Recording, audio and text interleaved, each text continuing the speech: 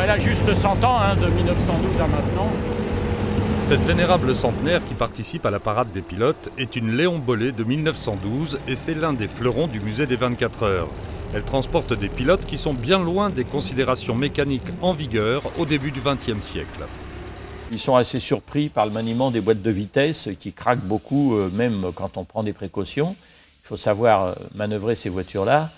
Et bon, aussi par la puissance, quand on leur dit qu'on a un moteur de 2,4 litres qui développe 23 chevaux réels, ça les fait un peu sourire. Parce qu'aujourd'hui, dans un 2,4 litres en course, on trouve 400 chevaux avec la suralimentation. Mais bon, c'est une autre époque.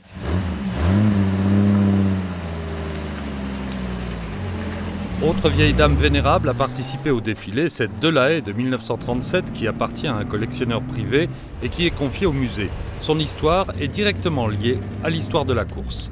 Toute la partie mécanique, châssis, moteur, boîte de vitesse, pont arrière, sont identiques à la voiture victorieuse en 1938.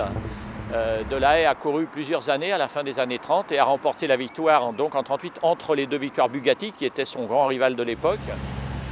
La Delahaye 135 est l'une des voitures de grand tourisme les plus performantes de son temps, un temps où la consommation de carburant était une donnée très secondaire.